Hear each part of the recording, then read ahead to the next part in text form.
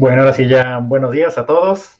Este es el segundo webinar 2.1 de nuestro proyecto de experiencias prácticas de seguridad en la gestión, monitoreo, control y contención del COVID-19 y sus consecuencias sociales y económicas.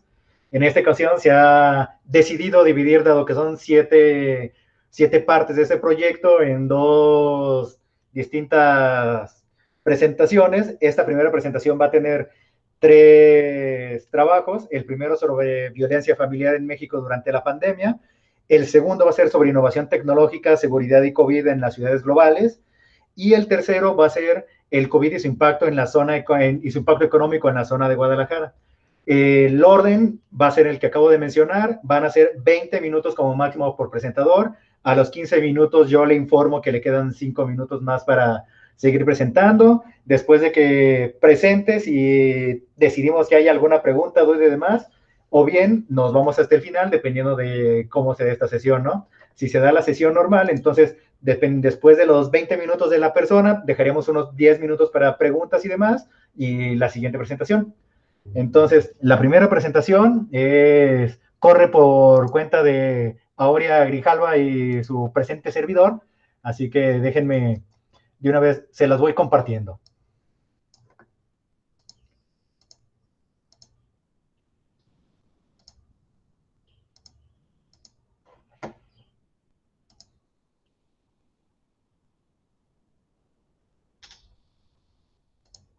Listo. ¿Sí se ve ¿Listo? Bueno, correctamente o se ve incorrectamente? Es una duda que tengo todavía. no, sí se ve. ¿Sí se ve? Sí. Ok. ¿Sí me escuchan? Sí, ¿verdad? Sí, sí, sí. Bueno, pues muy buenos días. Y pues en efecto, como ya explicó Carlos, la idea pues es presentar los avances en el trabajo que veníamos haciendo a partir del webinar anterior. Y bueno, ya decía Carlos que este trabajo lo estamos haciendo él y yo conjuntamente. Lo que nos interesa en general es analizar lo que ha ocurrido con la delincuencia en nuestro país y en particular lo que ha ocurrido con la violencia familiar por ser un delito de los que ha generado mayor alarma social y también mayor preocupación en medios de comunicación en el mundo y también pues hay un llamamiento de organismos nacionales e internacionales a pues, poner atención en este sentido.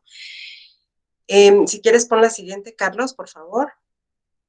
Y bueno, para contextualizar y entender por qué el interés de analizar particularmente este fenómeno, en primer lugar, pues hay que hablar de la situación actual y pues como todos sabemos, evidentemente desde marzo se declaró una pandemia en el mundo que ha sido reconocida como uno de los eventos más devastadores de los últimos tiempos y ello pues ha provocado importantes cambios en la economía, en la estabilidad política, en la cohesión social y muchos efectos que realmente incluso al día de hoy desconocemos. Y bueno, pues sobre todo ha generado cambios en las dinámicas sociales y en la forma en que las personas interactúan. Y estos efectos no solamente han sido por la enfermedad en sí misma y la pandemia, sino también por las medidas adoptadas por los gobiernos, como pues aislamiento social para evitar propagar la enfermedad, el confinamiento, cierre de negocios, etcétera, que en muchos casos ha sido incluso obligatorio.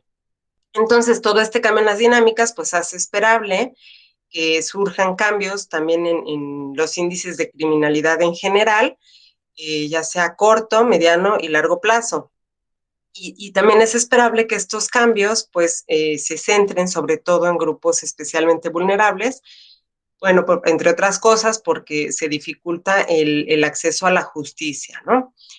En relación con este punto, pues hay escasa evidencia hasta ahora, es normal sobre los cambios en la criminalidad y los efectos de estas medidas. Y bueno, pues sobre todo lo poco que existe se ha generado en su mayoría en Estados Unidos, también hay algunos trabajos en Europa. Y bueno, pues en este sentido, esta es una de las contribuciones que esperamos hacer, generar evidencia en México y bueno, pues que sirva como un ejemplo en Latinoamérica. Por otro lado, tenemos el tema de violencia en la familia, que es el delito que nos interesa analizar en este trabajo y pues realmente es un problema de salud pública importante desde antes de la pandemia, ¿no? Este problema además se centra sobre todo en algunos grupos vulnerables también, que son mujeres, niños y ancianos. Por darles unas cifras de la OMS y de UNICEF, Se calcula que más o menos el 30% de las mujeres han sufrido en algún momento violencia en su vida y de hecho en el estudio global de homicidios hablan de que de los homicidios que ocurren o donde la víctima es la mujer, casi el 60% fue cometido por su pareja. En el caso de los niños, también se calcula que 3 de cada 4 niños sufre violencia por parte de sus cuidadores y en los adultos mayores, 1 de 6 ha sufrido algún tipo de abuso o negligencia, en gran parte también por sus cuidadores. Entonces, este tema, que de por sí es bastante preocupante, pues genera más alarma porque, pues, sobre todo la evidencia es que la violencia familiar provoca efectos a largo plazo. Por ejemplo, en el caso de los niños, pues la literatura pues da cuenta de que cuando se sufre violencia en la niñez, se perpetúa esta relación con la violencia en el transcurso de la vida, ya sea como víctima o como victimario. Y sobre todo, algo muy preocupante es que se transmite en varias generaciones, con lo cual este problema de salud pública se vuelve aún más importante. En este sentido, también hay escasa evidencia de lo que está ocurriendo en estos momentos, a pesar de que se sabe que el incremento de los factores de riesgo está ocurriendo, ¿no? Si quieres la siguiente, Carlos, por favor.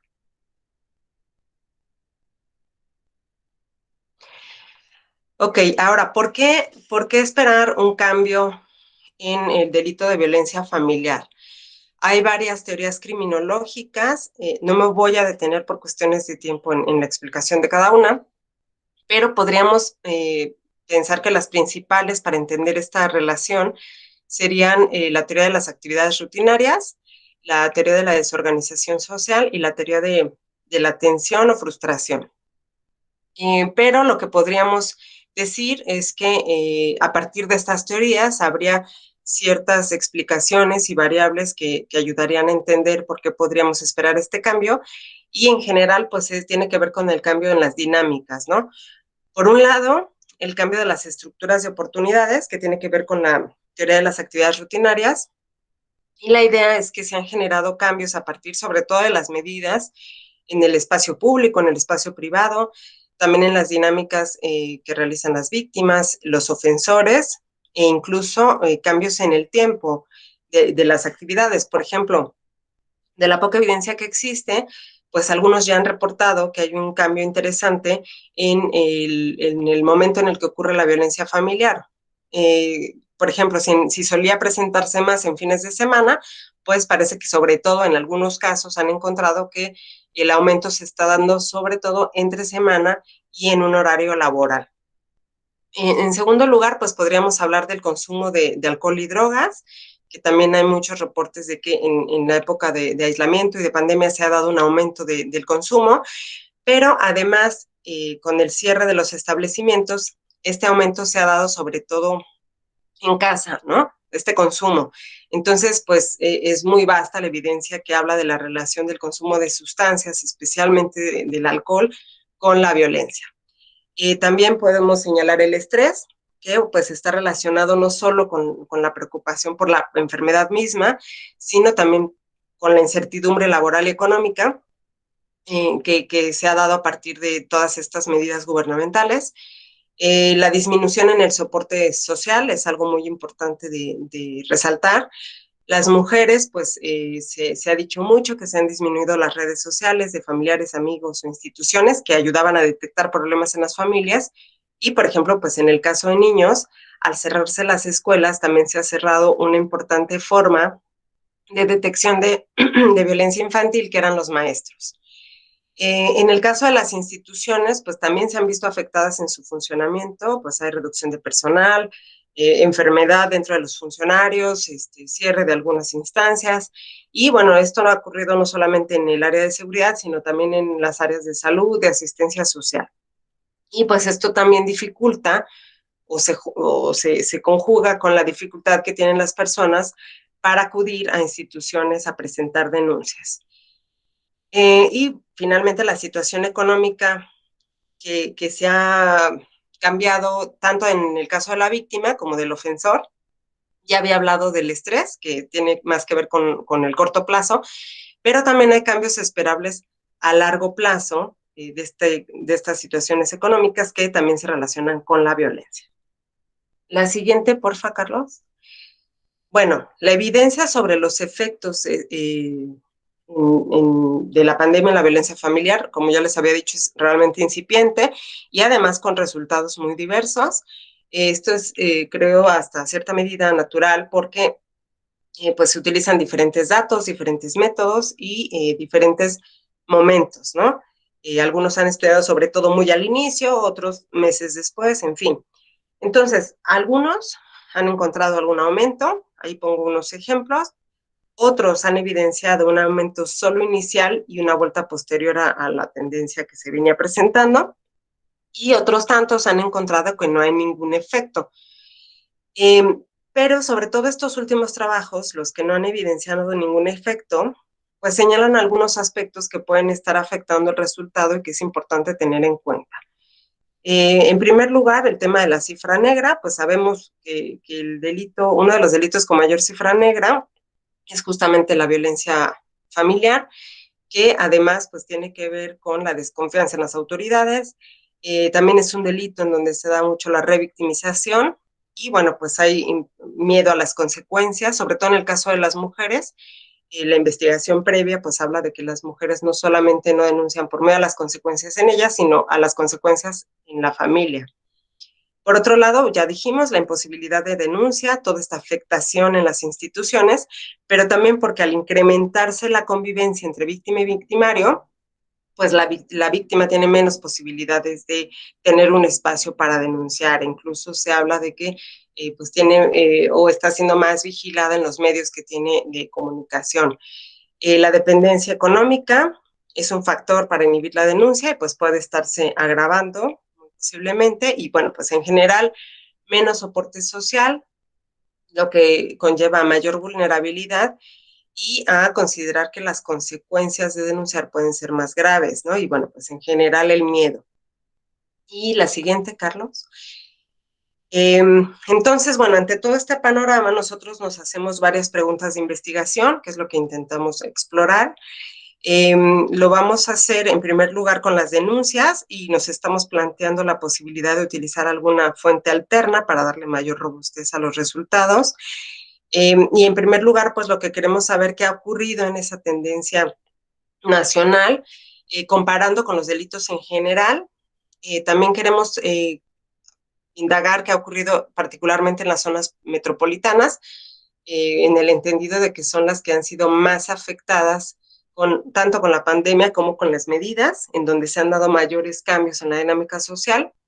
Y luego nos gustaría hacer un análisis a nivel más desagregado, y para eso vamos a analizar los datos de los municipios en Jalisco y también a nivel colonia en la zona metropolitana de Guadalajara. Y bueno, pues vamos a ver si estos cambios se asocian también a otras variables como el nivel socioeconómico, las medidas gubernamentales, porque bueno, sabemos que en algunos casos han sido más severas esas medidas de confinamiento, han sido obligatorias, en otros no, y además el tiempo de las mismas ha sido distinto. Y finalmente, pues si realmente se han realizado cambios en las actividades o no, pues también pueden afectar estos efectos. Entonces, bueno, después de esto le doy el paso a Carlos para que les explique un poco los resultados en los datos. Gracias. Ok, bueno, la primera parte. Como acabamos de ver, básicamente nosotros nos vamos a sentar en lo que son tendencias, ver cómo han cambiado, ver qué realmente pasó antes y después del COVID, primero a nivel nacional y después nos vamos a ir zona metropolitana y después de la zona metropolitana nos vamos a ir acercando aún más y vamos a tratar de ver lo que son a nivel municipio, en el caso de la zona de Jalisco y quizás todavía más a nivel colonia, ¿no? Para tratar de ver sobre todo las cuestiones de las variables socioeconómicas y demás. Lo hicimos primero a nivel de tendencia, un estudio exploratorio nada más, para ver qué diferencias había entre la incidencia delictiva y el comportamiento de la violencia nacional. Como se puede ver en la primera gráfica, eso es la incidencia delictiva nacional. Hice 3 cortes. El primer corte es al 19 el diciembre del 19, es para ver qué tendencia tenía hasta el fin de año. Después otro corte al inicio de la jornada de sana distancia, que fue el 23 de marzo, algo así. Y el otro corte, pues básicamente es a donde llegan los datos. Hasta ahorita lo tengo julio, pero todavía no he hecho el de agosto, pero básicamente ya se ve cómo llega el bajón inicial, ¿no? Que se fue entre marzo y abril, fue el primer pico, el primer descenso, el primer valle terrible, y después en abril todavía se profundizó, abril y mayo se profundiza más, y después vemos el rebote, ¿no? En el caso de la incidencia nacional se ve que tenía una tendencia creciente, pero cuando llega la parte del COVID, claramente rompe esa tendencia, se va a la baja, así que aquí tendríamos que asumir que claramente es un cambio en la tendencia que tenemos, pero habrá que ver cómo viene la cuestión de la violencia familiar, que no necesariamente se comporta así. En el caso de la violencia familiar, la tendencia era totalmente creciente, si se puede ver en estas dos, y aún a pesar del gran descenso que tenemos junto con la jornada de sana distancia, la baja no es lo suficiente como para llevar la tendencia hacia el otro sentido. Sigue creciendo, simplemente crece en un punto, digamos, en una tasa mucho menor, y inclusive si lo calculáramos hasta antes de que iniciara la jornada de sana distancia, en más o menos en el 2018 finales, tendríamos un cambio en la pendiente, un punto de inflexión donde se ve que crecía, y en este punto básicamente ya se mantiene relativamente constante, ¿no? Las zonas metropolitanas que decidimos explorar para empezar fueron Ciudad de México, Monterrey y Guadalajara, pues por ser las más grandes y demás, pero básicamente nos extenderíamos, yo creo, a las 15 o 20 más importantes, clasificadas de acuerdo al INEGI, de acuerdo a lo que tiene que ver con el ENVIPE, porque también por ahí vienen ciertos datos de cómo se integran seguros en el hogar, etcétera, ¿no? Entonces, en primer lugar, está el caso de la Ciudad de México. Como ya vimos, a nivel nacional todo estaba creciendo, y en la Ciudad de México se ve, la incidencia es básicamente igual, digo, es aproximadamente el 20% de todo lo que pasa a nivel nacional. Sin embargo, cuando lleguemos a lo siguiente, que tiene que ver con la incidencia delictiva, digámoslo así, para el caso de la zona metropolitana de Guadalajara, es un caso distinto, porque en el caso de la zona metropolitana de Guadalajara, a diferencia de México y Monterrey, de Ciudad de México y de Monterrey, estos tuvieron un cambio en su metodología alrededor de mediados de año del 2016, con lo cual los datos cambian totalmente. La incidencia delictiva para la zona metropolitana de Guadalajara, con la metodología anterior, se ve que claramente tiene una tendencia decreciente, inclusive hasta antes de lo del COVID. Sin embargo, cuando lo ponemos con la nueva metodología nada más, se aplana aún más la tendencia, y con el caso del COVID, claramente va a la baja, ¿no? Sin embargo, aquí la línea que teníamos hasta antes del inicio del año era mantenerse básicamente constante, ¿no? En el caso de Monterrey, la tendencia es claramente a la baja. Sin embargo, hasta antes de la jornada de sana distancia, que fue en marzo, la tendencia parecía que se iba a incrementar lentamente la incidencia, pero con el COVID se fue hacia la baja, ¿no? El jalón es muy, muy fuerte, a pesar de que tuvieron un gran pico hacia inicios del 20, finales del 19, ¿no? Ahora sí, en el caso de la violencia intrafamiliar, si la comparamos versus la incidencia de la Ciudad de México, que como recordaríamos, estaba un poco creciente, y con la jornada sana distancia fue decreciente, para el caso de la violencia en el familiar, se ve que en la Ciudad de México claramente hacia finales del 17, principios del 18, tiene una tendencia creciente, y que inclusive con la baja, gracias a la jornada de sana distancia que hubo en las denuncias, esta baja si acaso se equipara con la violencia familiar que ellos tenían hacia mediados finales del 18. Entonces, realmente en este caso, la baja no fue lo suficientemente alta para detener esa creciente tendencia que tienen, simplemente la aplanó un poco, pero la tendencia que ellos tenían antes de la jornada de sana distancia, que se ve aquí en este punto negro, era que creciente, y con el punto de inflexión básicamente a mediados del 18, ¿no? Para la zona metropolitana de Guadalajara, básicamente es la misma tendencia que tenemos fija hasta antes de la jornada de sana distancia, básicamente constante, con un gran valle a finales del 2018, y después creció y manteniéndose constante. Sin embargo, a pesar del COVID, de la jornada de sana distancia, esto no se nota ninguna baja. En la zona metropolitana de Guadalajara no se nota ninguna baja en el caso de la violencia familiar, que debería de estar básicamente aquí, como vimos en nosotros, disminuía terriblemente. Aquí no, aquí se mantiene constante, inclusive después el rebote nos lleva a estar en los mismos niveles que teníamos a finales del 2019, y después de una baja leve. Entonces, básicamente la zona metropolitana de Guadalajara la violencia familiar no experimentó ninguna baja sustancial y la tendencia que se tiene después de la jornada de sana distancia es al alza, ¿no? Es un caso muy distinto a los demás, donde sí se ve que fuertemente se va a la baja gracias a la jornada de sana distancia,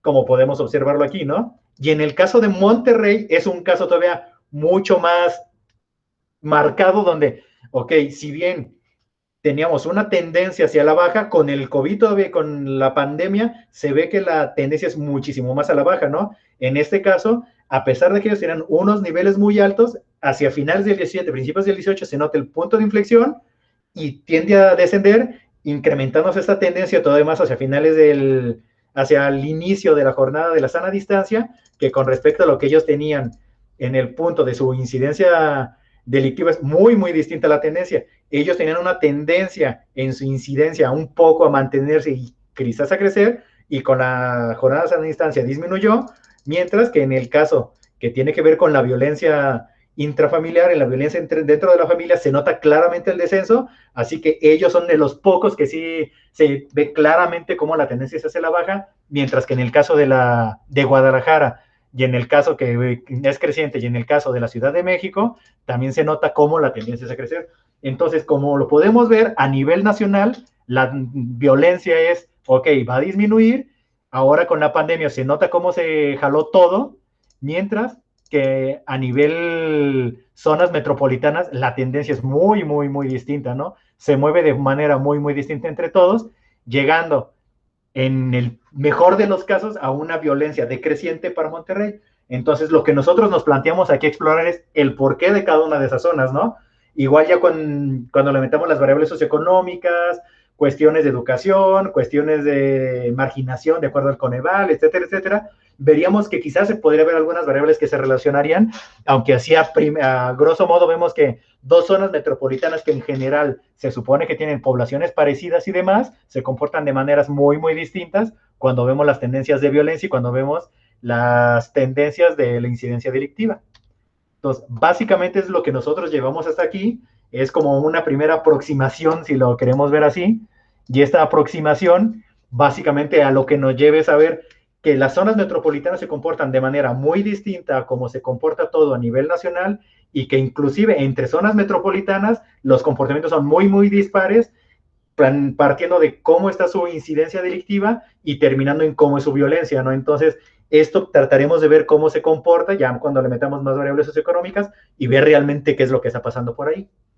Entonces, yo creo que ya con eso terminamos. El tiempo está en los 20 minutos, así que dudas, preguntas o nos vamos hasta el final y continuamos con la siguiente. Hola, buenos días. Yo tengo una duda.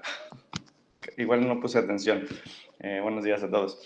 ¿Están utilizando cifras de INEGI o del Secretario Ejecutivo?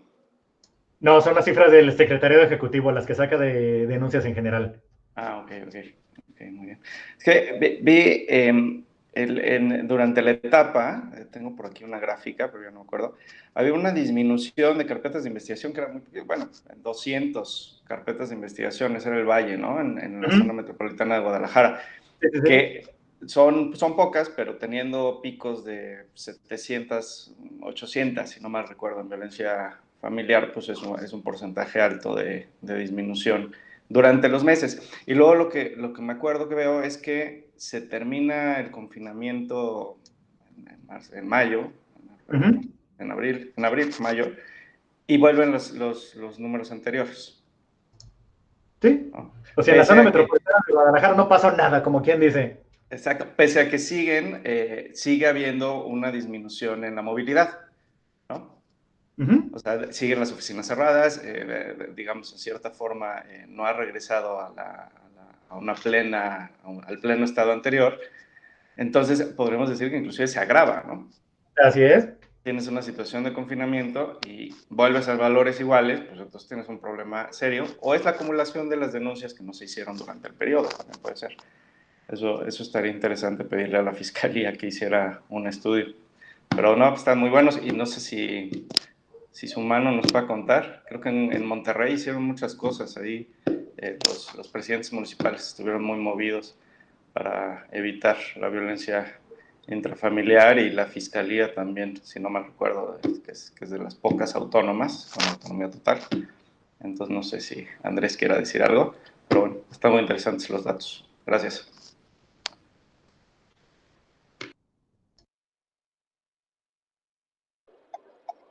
Hola, hola, ¿me escuchan? Sí, sí, sí, sí, sí. Bueno, yo lo que comentaría es muy interesante lo que están trabajando. Hay una debilidad importante que es la fuente, ¿no? Es decir, esta cuestión pues, de que a final de cuentas, por más que uno haga modelos estadísticos de gran nivel, si el dato inicial es malo, pues es difícil poder alcanzar o que los resultados sean buenos. Y el gran tema que siempre ha tenido el tema de las carpetas de investigación es que pues estamos en un país con cifras negras de arriba del 90%. Entonces, en realidad, pues estás trabajando nada más con el 6-7% de la incidencia delictiva, que es lo que se ve reflejado en las carpetas de investigación, ¿no? Hay por ahí esfuerzos importantes. El secretario ejecutivo sé que ahorita está trabajando en un modelo multifuente precisamente para incorporar el 911, los informes policiales homologados. Entonces, eso es lo que yo comentaría, que hay que tener esa reserva respecto a que el dato pues trae ese problema de la cifra negra, ¿no? Nada más lo que yo comentaría, pero muy interesante y datos relevantes. Sí, pues sí, al final de cuentas el problema, y como decía Auri, ya habíamos planteado lo del 911, todavía no tienen los datos abiertos del 911, pero ya los han publicado por ahí en informes, así que igual por transparencia los sueltan, ¿no? Y en teoría son a nivel municipal y desglosados, así que pues ya comparándolos con eso, aunque el problema del 911 es que una cosa es eso y quizás no guarde ninguna relación con las denuncias al final de cuentas, ¿no? Que quién sabe cuántas serán reales y demás cosas, y sí, va a ser también otro gran problema con esas denuncias. Sí, realmente hay problemas con todos los datos. De hecho, también lo que nos estamos planteando es tomar datos del sistema de salud, ¿no? Para pues tener otra fuente alternativa, ¿no? Darle robustez. Ahora, pues lo interesante, creo yo, es que a pesar de todo el tema de la cifra negra, que bueno, pues sí, sí, o sea, y no solamente en México, ¿eh? O sea, en este delito en particular, el tema de la cifra negra es muy, muy importante y que se puede estar agravando, pero a pesar de todo, pues la información que nos presentó Carlos y las gráficas, o sea, hablan de un agravamiento, a pesar de eso, que podríamos considerar que a lo mejor es todavía mucho peor. Pero ya con esto nos pensamos que sí hay un agravamiento de este delito en particular, a diferencia de otros. Pues sí, digo, al final, de, como decimos, al fin, aparte de la cifra negra, este delito es más difícil, ¿no? De denunciar todavía, ¿no? O sea, cuando denuncian es porque realmente ya pasó algo, regularmente es un proceso de violencia hasta que los lleva a llegar hasta esa parte. Así que igual con lo del 911 se podría tratar de generar algo y quizás con los mismos reportes de las comisarías de los municipios y demás de que atienden, o los institutos de las mujeres estatales, nacionales, qué sé yo, ¿no? Pero si este delito sí tiende a ser mucho menos denunciado y cuando es denunciado es por otro tipo de cuestiones, ¿no? Ya la denuncia es como más fuerte que respecto a los patrimoniales, etcétera, etcétera, ¿no? Efectivamente, y creo que como decía Fernando, ay, perdón, me metí Fernando, pero algo interesante de lo que decía Fernando, creo yo, es pensar que puede darse una acumulación de casos. Entonces, creo que también sería interesante más adelante analizar a corto, a largo plazo, ¿no? Cómo se va dando los cambios del delito en las denuncias, porque también hay que pensar que no solamente es en el delito lo que estamos analizando, sino en cómo denuncia la gente, ¿no? Eso es lo que realmente estamos analizando. Pero bueno, gracias. Súper. No, y ahorita estoy pensando, debe de haber por ahí, no sé si ustedes están identificadas, algunas buenas prácticas en medición de violencia, porque de repente también con esto del sistema multifuente del secretario ejecutivo que están creando, de repente me empieza a sonar de que, bueno, vamos a juntar todo en una bolsa y a ver qué sale, ¿no? Y pues, van a salir números distintos, puede ser que baje la cifra negra, pues tendremos números más altos, entonces nos dará más confianza, pero también puede haber unos retos metodológicos grandes y hasta donde yo entiendo, igual no estoy muy claro, pues las ciudades o los países que están más avanzados, lo que hacen es distintas fuentes, ¿no? Miden distintas cosas. Una cosa es la percepción, otra cosa es las carpetas, y entonces ahí sí van dividiendo, pero no sé si ustedes tengan identificado algún lugar donde hay unas muy buenas prácticas en donde se mide, en donde nos sirve para entender, digamos, porque luego la información la medimos, pero no sirve para medir, pero no entendemos, o no es fácil para el público entender qué es lo que está sucediendo a partir de ella, ¿no?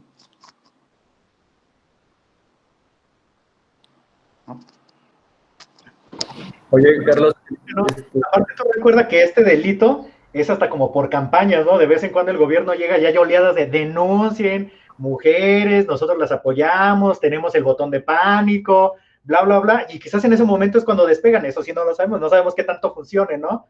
Porque si aparte cada estado, cada municipio, casi que cada colonia tiene ese estilo de prácticas distintas, ¿no? Entonces muchas veces sí depende ese tipo de cosas, cambios de administraciones, cambio de perspectiva, etcétera, hasta del presupuesto, y eso depende mucho en ese tipo de delitos, ¿no? El robo, pues, denuncias si te robaron y ya no tiene nada que ver, tampoco te están, pero ese delito sí es, hay campañas, hay momentos, te bombardean y en ese momento puede haber muchísimas o puede no haber ninguna relación, entonces quizás también por eso venga, es como dices, la acumulación, alguna campaña, es un verdadero misterio lo que puede pasar ahí, ¿no?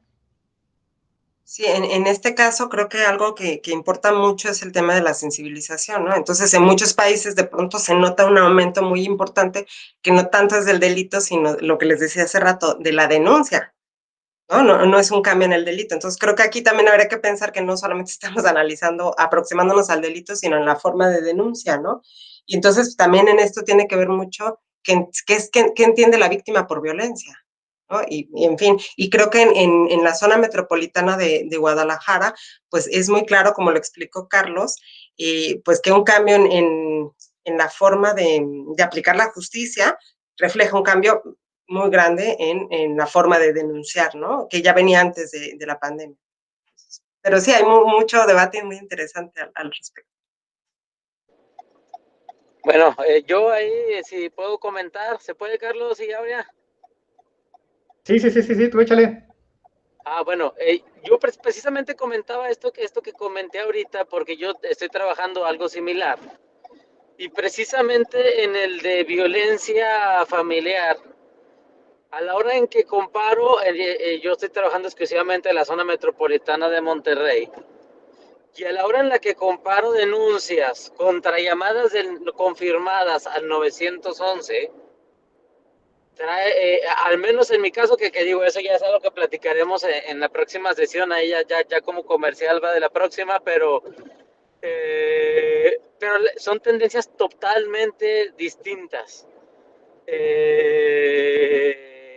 En una sí se ve un incremento importante, y en la otra fuente, que como digo, pues ya son temas de la siguiente sesión, pero sí se ve un pico inicial y luego desciende. Entonces llama la atención precisamente, no solo lo que uno esperaría, ¿no? Que es la diferencia importante entre las denuncias y las llamadas confirmadas al 911, ¿no? Uno esperaría pues que se mantenga una tendencia superior de las llamadas confirmadas a las denuncias, sino que llama la atención que la tendencia es completamente distinta, ¿no? Y eso me parece relevante e interesante.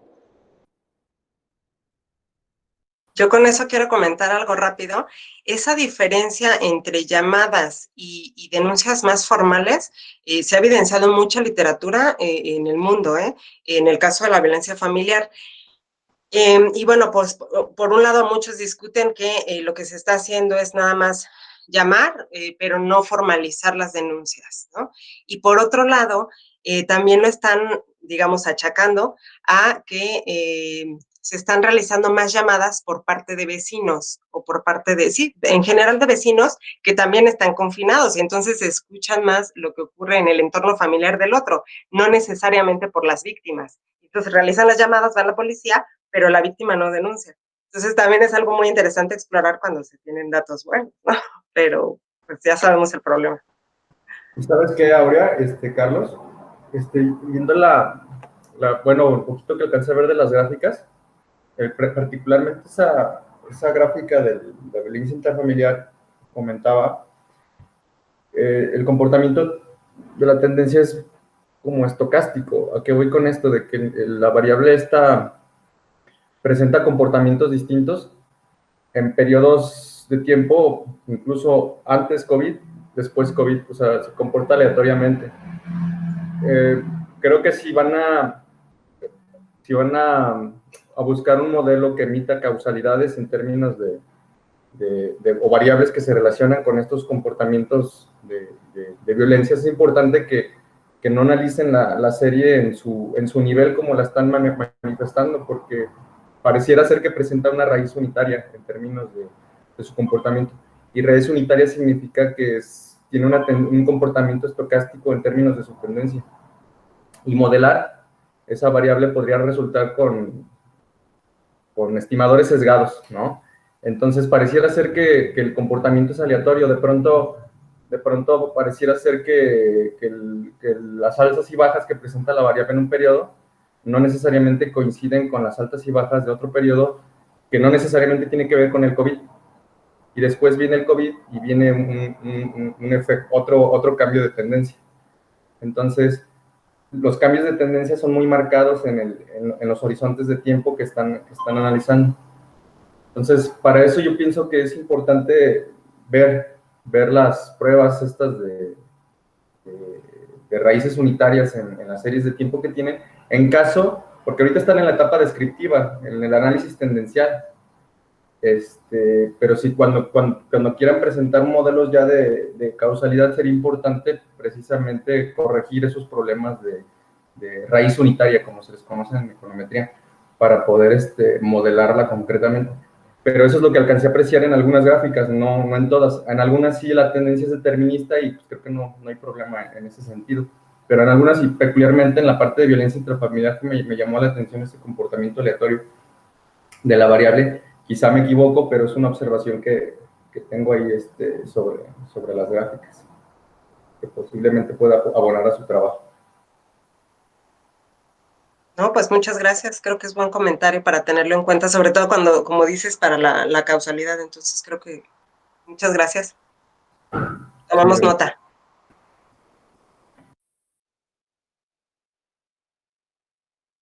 Bueno, entonces, si ya no hay más preguntas, la siguiente presentación viene por parte de Fernando. Va a ser Innovación Tecnológica, Seguridad y COVID en las ciudades globales. Fernando, tienes 20 minutos. Adelante. Un poquito. No, muchas gracias. A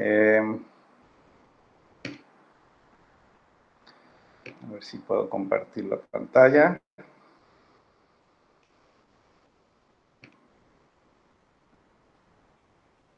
¿Sí? Sí. Ya no escucho nada. ¿Sí? ¿Se ve eso? Sí.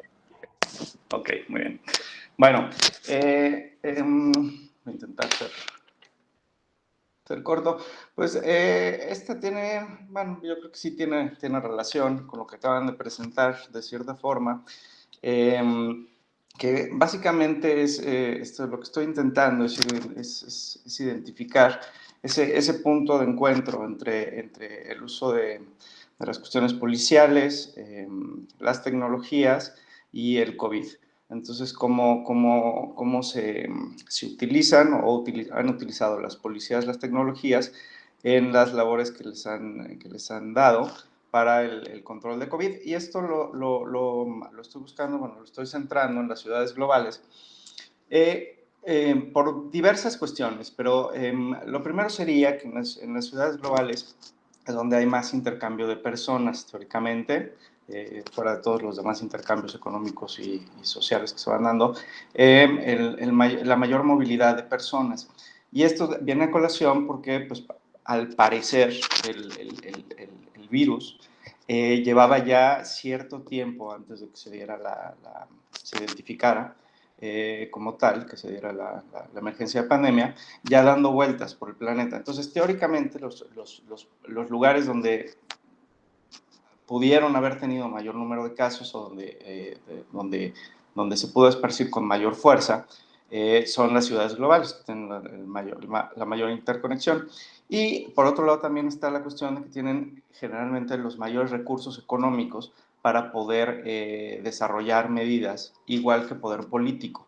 Y bueno, eso ya lo había platicado en la vez anterior, creo, que había ciertas tensiones entre los alcaldes, las autoridades metropolitanas, inclusive los gobernadores y los poderes ejecutivos en algunos países, y que el peso de las decisiones en algunos casos pues se enfrentaban fuertemente, ¿no? Las discusiones que se han dado en la ciudad de Nueva York entre Di Blasio, que es de bueno, no ultra, pero es de izquierda, con las posiciones que tiene Donald Trump, han sido muy fuertes y han tenido impacto en política pública dentro de la ciudad. Lo mismo ha pasado en Londres. Y entonces, bueno, hay toda una cuestión ahí de política, de cómo instrumentar las políticas para proteger a la población, para poder hacer contención de la enfermedad y para instrumentar todos los programas durante la pandemia en cuestión de seguridad. Entonces, bueno, primero el marco teórico son ciudades globales, de esas que se hacen, no hay que darle muchas vueltas. Y entonces, bueno, pues que las define básicamente por estos 5 elementos. Hay toda una discusión sobre qué es una ciudad global, qué no, y qué tanto ya probablemente en este momento no funciona la definición, probablemente después de la pandemia, ante los cambios que se vayan a dar de relocalización de empresas, de una dispersión del talento humano, probablemente se modifiquen estos esquemas, aparte de que fuera de que yo no me imagino que se vuelvan a llenar estos grandes edificios, estas grandes torres de personas cumpliendo sus labores, sus trabajos, mientras que puedan estar trabajando en sus casas, viendo un lago en Quebec, ¿no? Pues bueno, este capital altamente calificado, altamente pagado, es parte de los elementos, ¿no? Aquí está capacidad de articulación y control de la economía internacional, ¿no? Es donde se encuentran las grandes empresas, los grandes emporios, que a la postre son las que guían las políticas laborales, las formas de innovación que se van dando a nivel micro en todas las localidades, ¿no? Creo que el mejor ejemplo podría ser, y que no está dentro de una ciudad global, pero bueno, sería Google, ¿no? Entonces, de repente, en cierto momento, el modelo Google pues, quiso ser copiado por todo lo que se pudiera y ha tenido impacto, inclusive en despachos no sé, yo conozco un par de despachos de arquitectos que, bueno, intentaron emularlo de la forma más adecuada aquí en la ciudad de Guadalajara. Y entonces, bueno, son esos ejemplos de cómo se va desarrollando, son los líderes a nivel internacional, son los que mueven claramente los recursos internacionales, son los que deciden en dónde se ponen, cómo se distribuye la riqueza, y bueno, sirven como catalizadores socioeconómicos, ¿no? De las redes de producción, tienen una vocación de nodos de integración global, evidentemente ahí se juntan, ¿no? las universidades, los centros de pensamiento, generalmente los más desarrollados están en las ciudades globales, y también es donde tienen un talento humano que les permite desarrollar todas estas cuestiones de innovación y demás. Y bueno, luego está la parte de fragmentación socioespacial que tienen dentro de las ciudades. Pero bueno, es el marco que estoy utilizando, y entonces a partir de ahí está el índice de ciudades globales, que seguramente ustedes conocen de A.T. Kearney, y que también fue creado por Saskia Sassen, en esa parte teórica. Y entonces, bueno, analizan cada año 130 ciudades, aquí está la distribución, y miden 5 dimensiones a través de 27 indicadores, que al mismo tiempo son informes ya elaborados, no son indicadores propios. Entonces, lo que buscan es medir la actividad de negocios, el capital humano, la interacción de información, la experiencia cultural y la participación política que se da en esos lugares, y a partir de eso hacen un índice, un ranking de las ciudades globales, y desde 2007 creo que es, que se creó el primer ranking. Creo que ahí estoy mintiendo, pero no, sí, 2007, las ciudades de Nueva York, Londres y Tokio han sido las que han liderado el ranking en todas estas cuestiones, en los indicadores y en las dimensiones. Claro, el libro de Saskia Sassen de Global City también analiza estas 3 ciudades. Entonces, bueno, pues fue las que estoy eligiendo para para ver qué se está haciendo. Y la verdad es que hasta el momento voy encontrando unas cosas que me rompen un poco el esquema, la hipótesis que tenía, y ahorita lo voy a compartir, que me parece interesante. Entonces, bueno, para ir rápido, estas son las medidas de prevención y las categorías de políticas públicas. En verde puse, y en las próximas slides también, está lo que está relacionado con las fuerzas del orden público, que serían en este caso las policías. Dónde pueden actuar y dónde no pueden actuar, ¿no? Entonces, en la parte de distanciamiento social, podría ser un espacio en donde puede actuar la autoridad, las policías. Cierres de escuelas y lugares de trabajo, ahí eminentemente, excepto que hubiera algún tipo de revisión de otra autoridad, podrían apoyar, pero no es una cuestión natural de ellos. El uso de mascarillas en público y las partes de las cuarentenas, ¿no? Que son medidas que da la Organización Mundial de la Salud para para restringir el movimiento de las personas. Y luego, dentro de las políticas públicas, también está, bueno, sigue el distanciamiento social y la restricción de movilidad. Evidentemente, en desinfección y higiene no entra, reducción de riesgo de transmisión tampoco, información y comunicación, ahí podríamos hablarlo. Podría haber dudas, pero normalmente hasta donde tengo investigado, eso quedó en manos políticas o quedó en manos de autoridades de las armadas, de las Fuerzas Armadas. No ha recaído en las autoridades que tengan que ver con cuestiones policiales y reducir el riesgo de transmisión. Entonces, bueno, estas son las categorías, esto es lo que se ha planteado desde la Organización Mundial de la Salud, que deberíamos de seguirlo todo, o es un mapa que se planteó, y luego la OSD pues también lo intenta estructurar para sus miembros, y entonces ya hace una serie de categorías, ¿no? de formas de reducción de riesgo de transmisión, ¿no? Entonces aquí ya habla de confinamiento, mascarillas, y entonces ahí podría entrar la fuerza pública, el confinamiento voluntario de personas, el cierre de escuelas, medidas de población para reducir la mezcla de adultos y las máscaras en lugares públicos. Aquí ya empieza a mezclar algunas cuestiones que podrían ser del ámbito privado hacia el público y donde podría actuar la fuerza pública, ¿no? Y bueno, claro, las restricciones para viajar, en general, todas no fueron similares, pero hubo un cierre de fronteras muy claro, donde hubo, dependiendo de las autoridades encargadas de ello, pues hubo ciertas medidas de fuerza pública. Generalmente los puertos y aeropuertos están encargados, igual que las fronteras, de las Fuerzas Armadas, pero bueno, hay aquí una mezcla de fuerza pública que se utilizó dentro inclusive de los aeropuertos, en la revisión de las personas, en sacar a las personas que no quisieran usar mascarillas. Hace unos días en Estados Unidos se reportó, ¿no? Una persona que tuvo que ser removida de un avión porque no se quería poner la mascarilla. Entonces hay una cuestión de que el Estado sí tiene capacidades, según ya directivas que tienen que ver con salud, de utilizar la fuerza pública. Y esto es importante porque hay antecedentes y hay una línea, ¿no? Y bueno, la OSD pone estas medidas de contención, ¿no? Entonces ya empezamos a meternos más en el tema, se cancelan las reuniones en gran número de personas, ¿no? Los eventos deportivos o conciertos, aquí también fue algo que se dio en casi todos lados, normalmente de forma natural, los organizadores. Y la parte de los movimientos de personas, de la restricción, la autocuarentena, que es prácticamente, pues, posiblemente yo esperaría que lo que hicimos todos nosotros, de quedarnos en casa, y aquí jugó las autoridades en algunos lugares, jugaron un papel importante en avisar y estar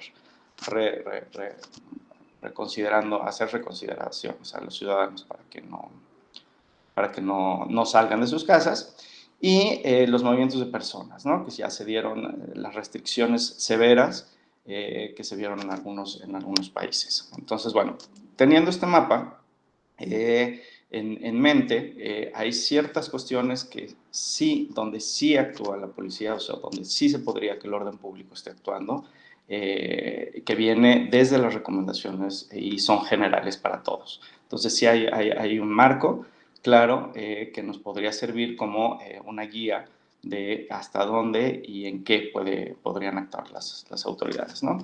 Entonces, yo aquí sí creo que desarrollé son 5 categorías, ¿no? Que es confinamiento, rastreo, distanciamiento social, control de movilidad y uso de máscaras, que es donde he encontrado que hay ciertas medidas, no nada más en esas 3, o sea, no estoy hablando nada más de esas 3 ciudades globales, sino ahorita en genérico, ¿no? Y que al principio de la pandemia hicieron mucho ruido, crearon todo el mundo quería saber, ¿no? Lo que se estaba haciendo en otros lados para distanciamiento y confinamiento, para comparar con las medidas que estaban tomando localmente. Entonces estamos muy enterados y fueron muy debatidas. Entonces, bueno, esa sería la parte de COVID y policía, ¿no? Entonces, después paso a la parte de tecnologías y seguridad. En esto, pues, tengo los datos de 2 empresas, tienen dos buenos artículos, 2 buenos informes, en donde nos hablan sobre tecnologías emergentes de vigilancia e innovaciones para darle forma al futuro. Entonces nos hablan de ciertos desarrollos tecnológicos que es a donde se piensa que se va a llegar, ¿no? O sea, es la agenda de tecnología dentro de vigilancia y policía. Y aquí ya empezamos a meternos en los conceptos de policiales y de seguridad. Entonces, bueno, tenemos estos son 2, 4, 6, 7, como 15 categorías, que son cuestiones que se están desarrollando o se está buscando que se desarrollen en las ciudades. Y aquí ya es el momento ya de empezarlas a vincular con lo que se está haciendo en estas 3 ciudades globales. Ahora, estas 3 ciudades globales tienen unas características muy específicas dentro de la cuestión eminentemente policial. Y una es, bueno, en Nueva York estuvimos atentados del 11 de septiembre, que modificó fundamentalmente la forma en que se hacía la política de seguridad en la ciudad. Londres, pues bueno, tiene esa tradición de creación de instituciones de seguridad, pues ahí se crearon las primeras policías metropolitanas y los modelos de inteligencia y demás.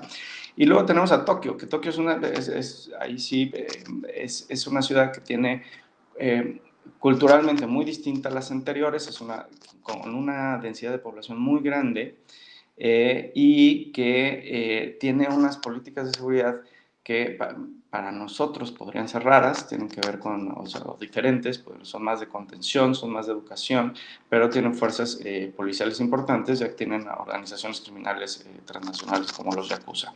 Entonces, bueno, lo que he encontrado hasta el momento es en la parte verde son los elementos que han desarrollado las 3 ciudades. O sea, todo esto al parecer ya lo tienen y aplica, digo, todas estas categorías, perdón, ya las tienen, y las verdes es las que aparecen o podrían utilizarse para el control de la pandemia, vinculado a las cuestiones anteriores, ¿no? Para asegurar el confinamiento y el distanciamiento social. Entonces, prácticamente pues es una mayoría, hay algunas cuestiones que no. Las bases de datos de grupos criminales pues podrían de una forma muy complicada ser de utilidad para identificar personas, pero básicamente a bote pronto pues serían estas 10 categorías, ¿no? Que se están utilizando, o eso se entiende.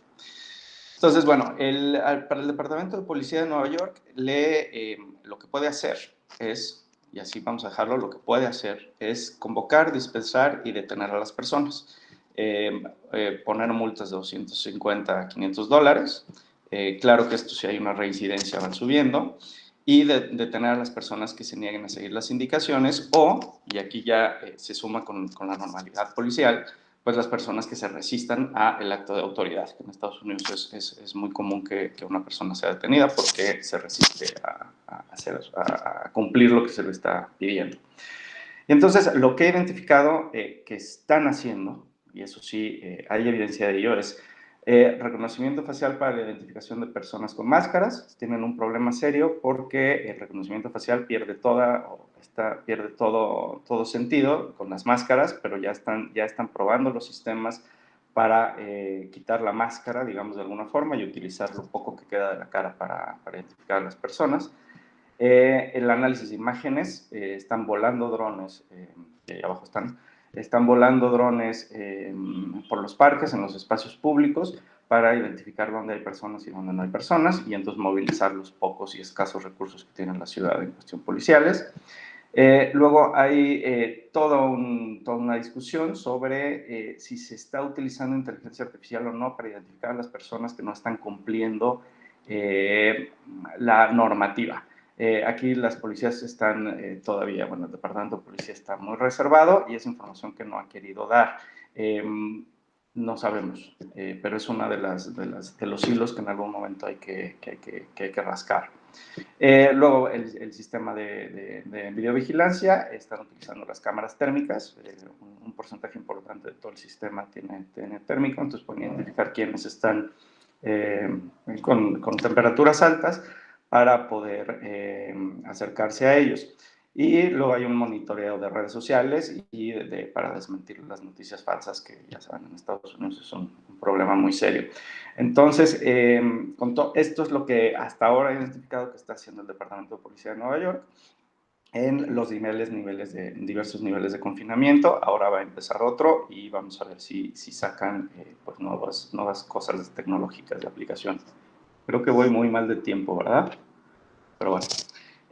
Luego, la Policía Metropolitana de Londres puede interactuar, explicar y alentar y hacer cumplir la normativa, tiene multas, tiene la obligación de dispersar a las reuniones de más de 6 personas y detener a sospechosos de ser portadores de virus y remover a las personas de los lugares donde viven, ¿no? O llevarlos. Entonces amplía, tiene más poderes que la policía que el Departamento de Policía de Nueva York. Sin embargo, ya cuando uno hace una búsqueda de qué han hecho en cuestión de tecnología, ahí ya o es confidencial, o hay menos cuestiones y está más a nivel calle. Entonces encontré, han hecho reconocimiento facial para la identificación de personas con máscara, la misma historia que en Nueva York, y luego tienen el uso de drones para asegurar el cumplimiento y el monitoreo de redes sociales para identificar y desmentir noticias falsas, ¿no? Eso sería como 3 de los campos que he identificado. Y finalmente, la Policía Metropolitana de Tokio. Ahí se mueve todo y pueden apoyar a las autoridades para hacer cumplir el distanciamiento social, pero no tienen poderes. No tienen poderes. Y aquí es muy interesante porque el primer ministro dijo que no era imposible hacer un lockdown general, que no se iba a realizar en las ciudades, y que más bien tenía que ver con cuestiones de prudencia social, digamos, o de educación social. Y hay 2 elementos que a mí me llaman la atención que hasta el momento he encontrado. El primero es que la población utiliza máscaras cubrebocas por naturaleza. Desde antes del COVID las utilizaba para no enfermarse de gripas y para las cuestiones de alergias. Entonces hay menos niveles de contagio y hay una cultura que lo permite. Y por otro lado, hubo una reacción social de castigar a los negocios y a las personas que estuvieran fuera de casa, o sea, que no estuvieran cumpliendo la solicitud de estar en casa, de distanciamiento social. Entonces fue una autorregulación de las personas, o eso parece, pero habría que ver. Entonces no hay un uso de las policías para ello. Lo único que he encontrado fue que acompañaron a inspectores metropolitanos a revisar los bares y los centros nocturnos para ver que estuvieran cumpliendo la normativa de los bares, los horarios y lo normal, pero nada extra que tuviera que ver específicamente con el COVID, ¿no? Entonces son 3 casos distintos que me llevan a algunas reflexiones que todavía tengo que trabajar, ¿no? En las 3 ciudades se utilizan 3 estrategias que son distintas, ¿no? Todas basadas en la OMS, pero que se interpretan de forma distinta en cada una de las municipalidades. Tienen tecnologías, las policías tienen tecnologías similares y las utilizaron de forma distinta, ¿no? todo indica que no fueron utilizadas de forma extensiva, o sea que podrían hacer mucho más con esas tecnologías, pero no lo están haciendo, ¿no? El arsenal tecnológico se ha reservado. Y luego hay toda una discusión, no en Tokio, pero sí en Nueva York y en Londres, sobre la privacidad y la libertad y el problema de la falta de un marco legal, un marco jurídico que permita actuar con libertad a las policías o las restrinja adecuadamente. Entonces ahí hay un trabajo muy grande que hay que hacer.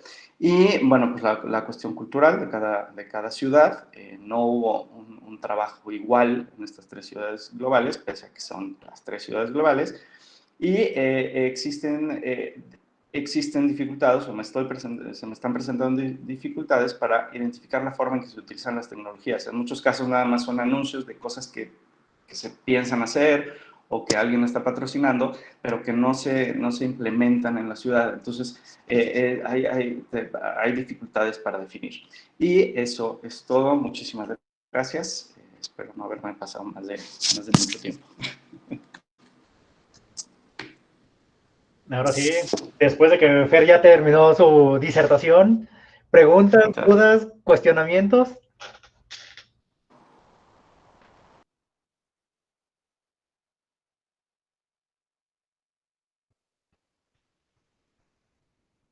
Pues yo quería hacer un comentario, pero no sé si, no quería hacer la primera porque a lo mejor estoy un poco fuera del lugar, pero nada más, a lo mejor es más bien tu opinión, ¿no?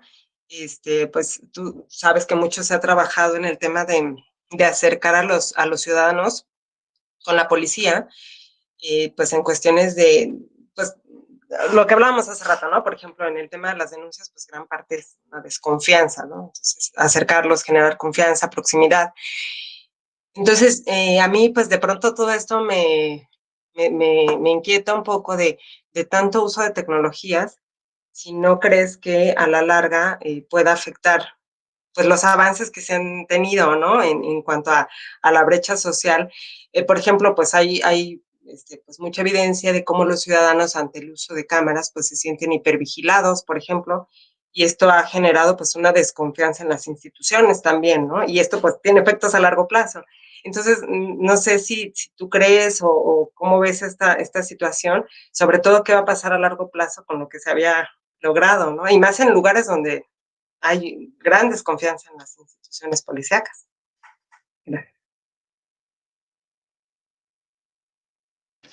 No, eso es un gran tema, sí, o sea, sin duda alguna.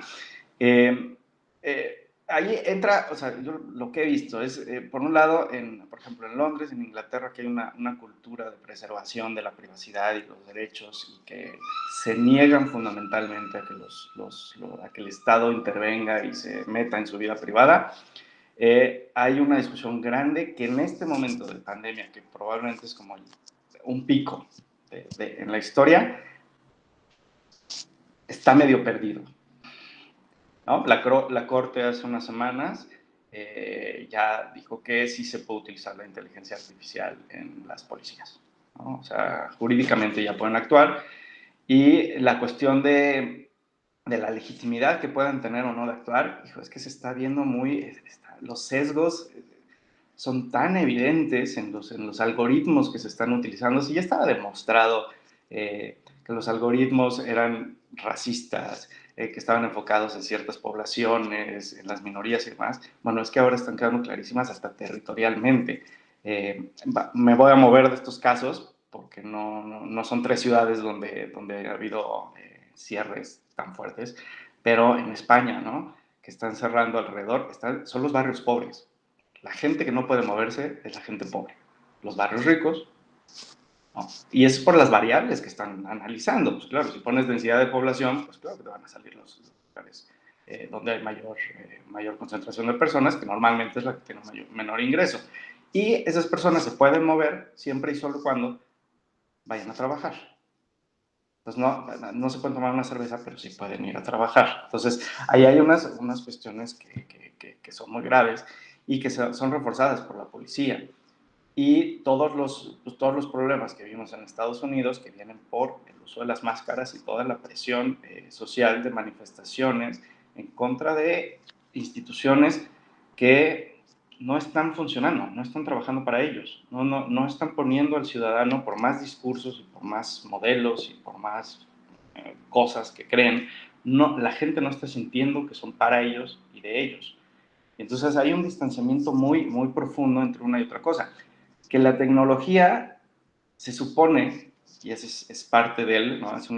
La semana pasada Giuliani estaba dando no Giuliani, Bratton estaba dando una conferencia en el Manhattan Institute y decía, bueno, sí tenemos un problema de legitimidad, pero las tecnologías teóricamente nos tienen que ayudar.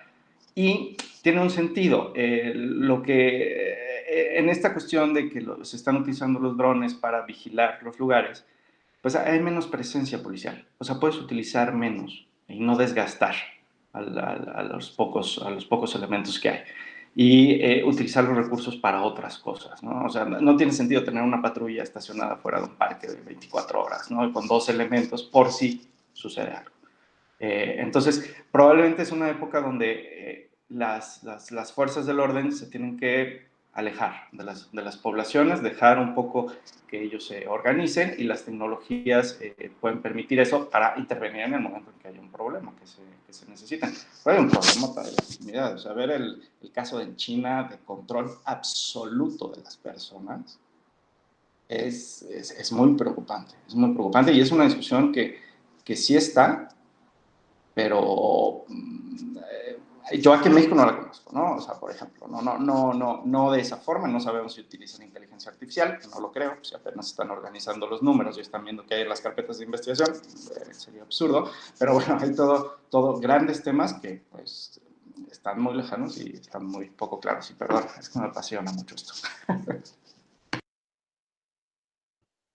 A ver, Fer, yo tengo una pregunta. Ahora que dices de que aquí en México y bla, bla, desde hace por lo menos una década, quizás dos, están hablando del C1, C2, C3, C4, CN, bla, bla, bla, y que un chorro de apps y bla, bla, bla. En teoría, México no sé si tenga alguna ciudad dentro del ranking de las 160 ciudades globales, esas cosas. Debería de tener alguna, me supongo, ¿no? Quizás al menos México y que Guadalajara o Monterrey. Monterrey. Entonces, Monterrey básicamente es equiparable con Madrid o cualquiera de esas en términos poblacionales, ¿no? Digo, básicamente con cualquiera de esas y, digo, para comparar nomás a grosso modo, y México podría ser comparado con Tokio, digámoslo así. Técnicamente aquí en México también se pidió a la gente en buena onda que hiciera sus cuestiones de distanciamiento, al igual que lo hizo la policía en Tokio, ¿no? Básicamente.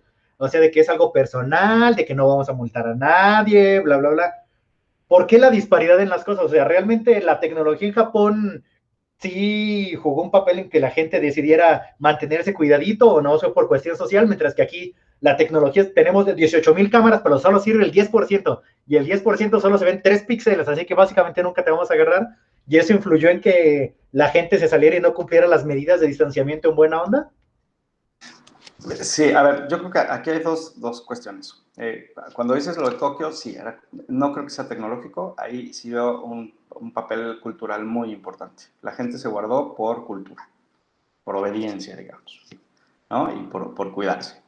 Y son ciudades que tienen los mayores niveles de desarrollo económico, ¿no? O sea, si uno va a Ciudad de México, va a Monterrey, pues hay unos cinturones de pobreza importantes. Digo, en Tokio también hay, pero es distinto, o sea, y ahí sí juega la cultura. Entonces, estas tecnologías, aquí en México, o sea, o comparándolo con Londres o Nueva York, hubo dos cuestiones. Una, ya sabemos, no hay un respeto por la autoridad de México. O sea, sueltas a los policías a detener a las personas que no traen máscara y lo que tienes no es más detenidos, ni tienes más multas, tienes más actos de corrupción.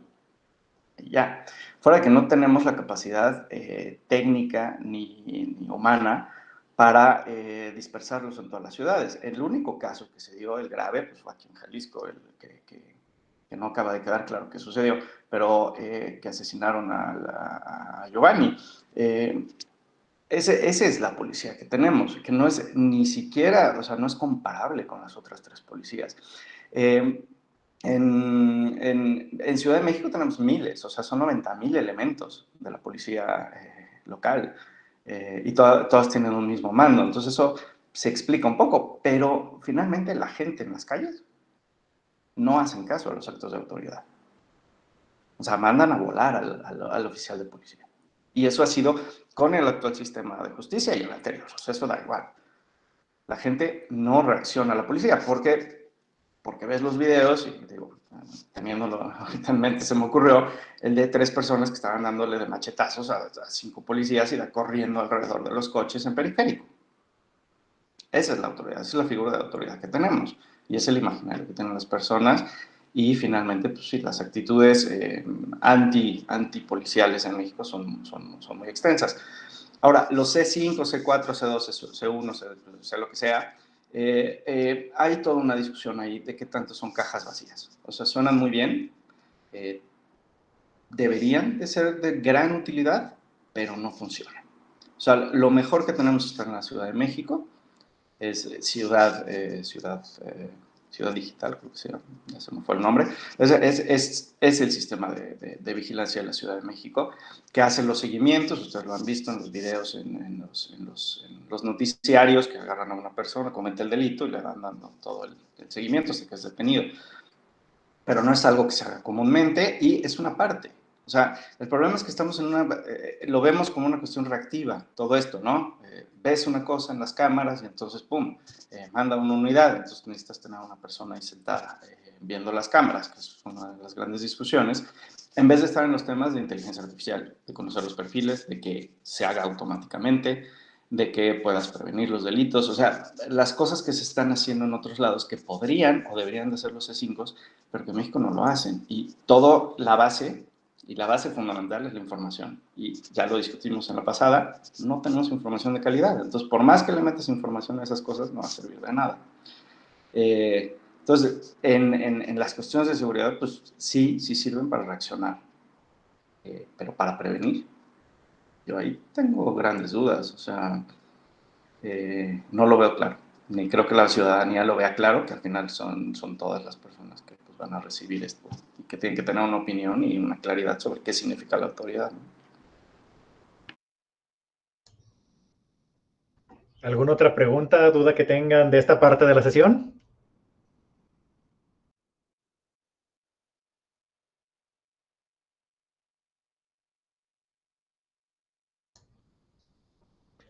Bueno, entonces, si ya no hay más dudas por parte de nadie, sigue la última parte de la sesión. Esta corre a cargo de Gerson, que nos va a hablar del impacto del COVID en la zona metropolitana de Guadalajara, utilizando sensores remotos. Así que, muchas gracias, Fer.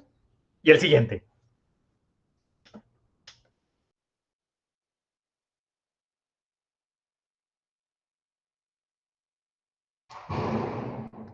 Gerson, te cedemos la palabra. Perdón. Tenía unas pequeñas fallas técnicas. ¿Me escuchan? Ok. Buenos días a todos. Gracias, Carlos. Gracias, Fernando. Gracias, Aurelio. Gracias a todos los que están aquí presentes. Voy a tratar de ser lo más elocuente, rápido posible. Es un trabajo que pues, ya hemos presentado en sesiones anteriores y pues los avances prácticamente se centran en cuestiones meramente técnicas, ¿no? Y de robustez en términos de literatura, para justificar el uso de este tipo de herramientas para poder aproximar los efectos de la pandemia en términos económicos. Entonces, pues todo inicia precisamente con ¿dónde está presentada ahora?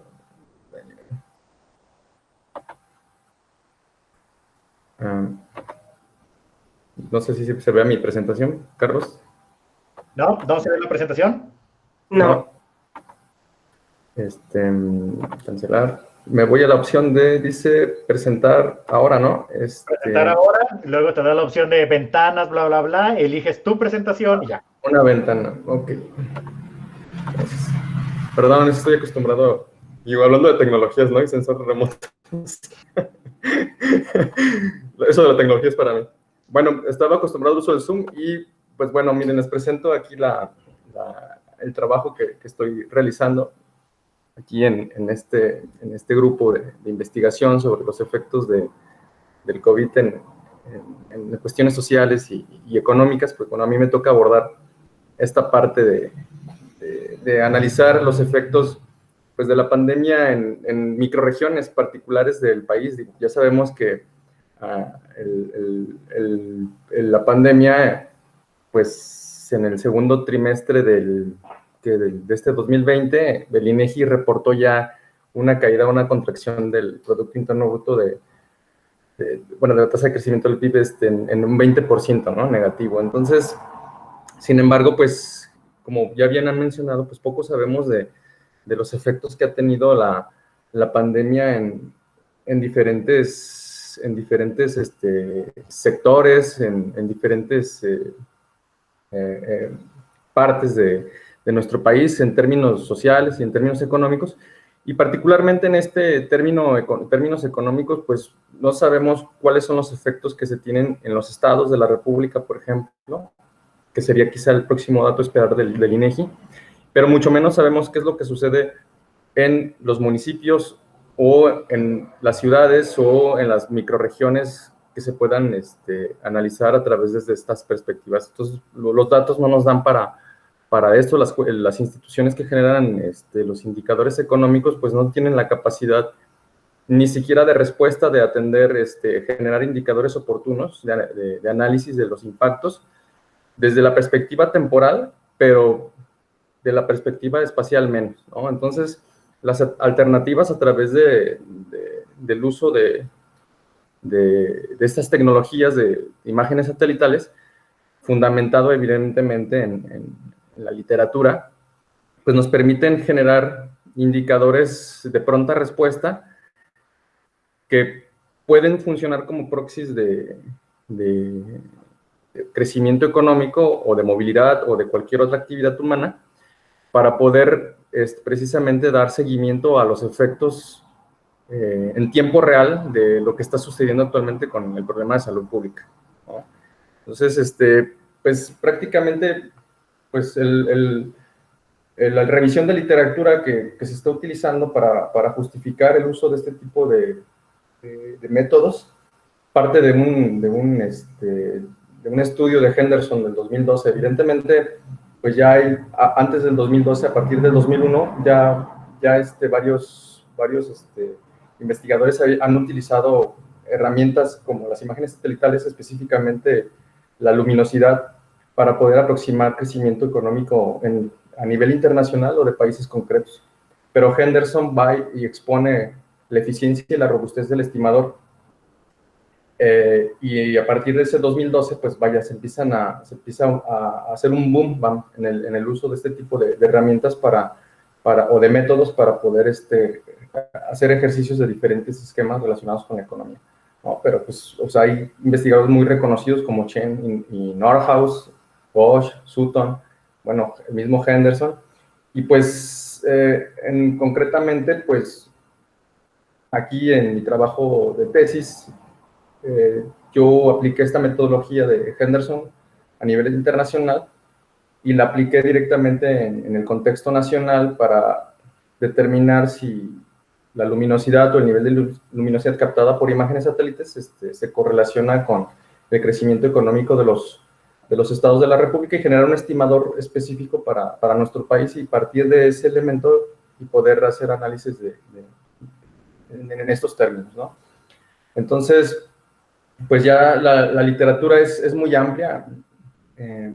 Existen diferentes métodos de instrumentalización. Las imágenes satelitales abren un espectro nuevo en el análisis económico como herramientas de aproximación. Pero pues anteriormente en la literatura y más en aquellos estudios donde se utilizan variables económicas o en sus modelos presentan problemas de endogeneidad o simultaneidad, pues se han utilizado muchos instrumentos sobre crecimiento económico, desde la localización a través de coordenadas geográficas, el stock de ciertos recursos ambientales, precipitaciones pluviales, temperaturas oceánicas, etcétera, ¿no? Pero particularmente aquí lo que se está utilizando son imágenes satelitales nocturnas y lo que capturamos son luces nocturnas proyectadas desde la Tierra al espacio. Y estas luces, al manipularlas a través de análisis espacial, pues las correlacionamos con los indicadores de crecimiento económico para poder tener un estimador tal que nos pueda decir que la luz aproxima, que los cambios positivos en luces aproximan los cambios positivos en el crecimiento económico, ¿no? Entonces, bueno, cuando empezó este asunto de la pandemia en marzo, pues tanto el Coneval, Bancomer, CEPAL, entre muchos pronosticaban o trataban de predecir con métodos de predicción convencionales, pues los impactos que iba a tener la pandemia en términos de la actividad económica y el número y la robustez de la pobreza en México, ¿no? Entonces, Coneval estimó que en su momento que el PIB se iba a contraer en 5.3%. Bancomer predijo que iba a contraerse en 12% y la CEPAL en 6.5%. Bueno, las cifras del INEGI, como les mencionaba, argumentan que el golpe fue del 20%. E insisto, pues siempre hablamos de los efectos económicos de acuerdo a las variables que te podemos hacer tangibles, ¿no? Por ejemplo, el INEGI, pues en sus cuentas nacionales proporciona información trimestral del PIB a nivel nacional. De manera un poco más rezagada, proporciona informaciones del PIB a nivel estatal, pero en las cuentas nacionales jamás vamos a encontrar el comportamiento, el dinamismo económico de zonas particulares del país, ¿no? Entonces, de ahí la justificación del uso de la metodología. Además que, pues, dichos datos se pueden obtener en tiempo real. Bueno, esta propuesta metodológica nos va a permitir medir el efecto, ¿no?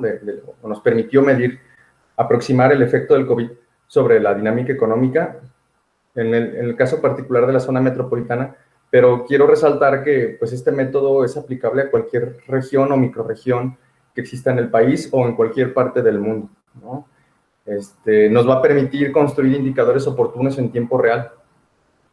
Y además, como la información de una imagen se fundamenta a través de su resolución, o sea, del número de píxeles con los que cuenten, que cada píxel nos proporciona información de luz, en el caso de esta aplicación, pues podemos, y a nivel detallado, se pueden generar una visualización de datos espaciales para localizar las zonas económicas o microrregiones que fueron económicamente más afectadas. Pues dentro de la metodología, pues lo que nosotros proponemos, bueno, hablo de nosotros porque estoy acostumbrado a hablar de nosotros, pero bueno, trato de proponer es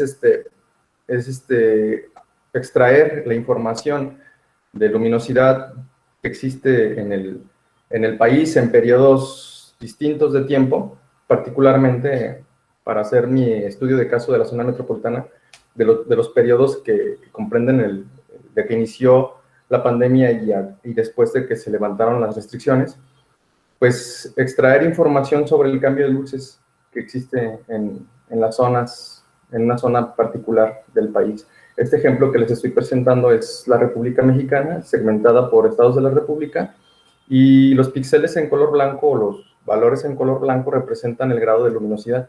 Por ejemplo, tengo el mapa de 1992 del país con respecto al mapa del 2013 y lo que podemos observar son cambios en luz respecto a ambos periodos, ¿no? Entonces, observen que la imagen lo que nos proporciona en estos dos cortes de tiempo es información por píxel. Realmente lo que estoy encimando yo es el marco geoestadístico del país, pero cada píxel que representa la imagen satelital nos arroja un dato de luminosidad.